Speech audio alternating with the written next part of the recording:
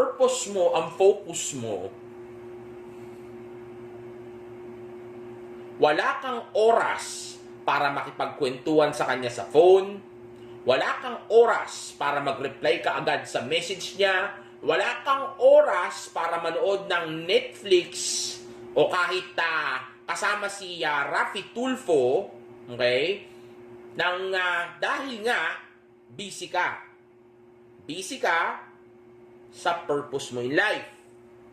Dahil kung hindi ka nakatutok dun sa purpose na yon, dahil nga maraming void o mga butas ang buhay mo kaya hindi ka malungkot, panigurado yung mga void na yon, ang ipangsasaksak mo dun ay yung partner mo. So ano ngayon mangyari sa partner mo?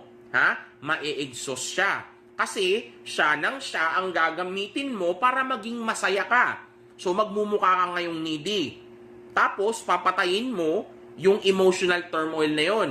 Yung dapat na nararamdaman niya, yung roller coaster, na dapat sana ay namimiss ka niya ngayon at nagkikreate ka ng drama dahil nagagalit siya, dahil di mo siya binibigyan ng oras. Ang nangyayari ngayon ay simple lang.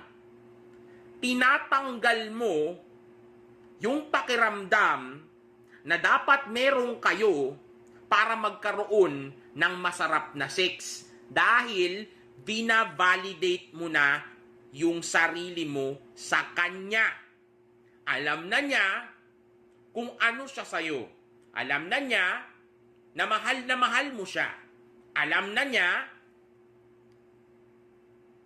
na hindi ikaw yung tunay na lalaki o tamang lalaki para sa kanya. Bakit? Simple lang.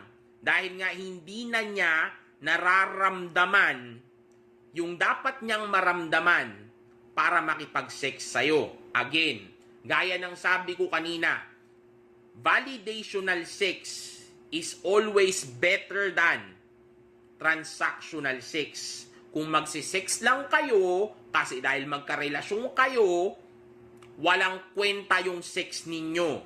Para lang kayong tumutuhog ng kalamares sa kalye nun. Walang dating. Ganun lang ang mangyayari. Mawawala ng kwenta ang relasyon ninyo. Bakit?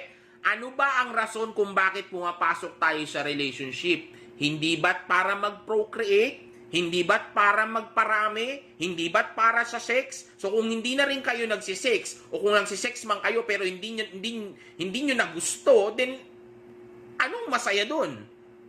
Di ba't yun ang gusto mo? Maging masaya habang nagbubuo ng pamilya? So anong rason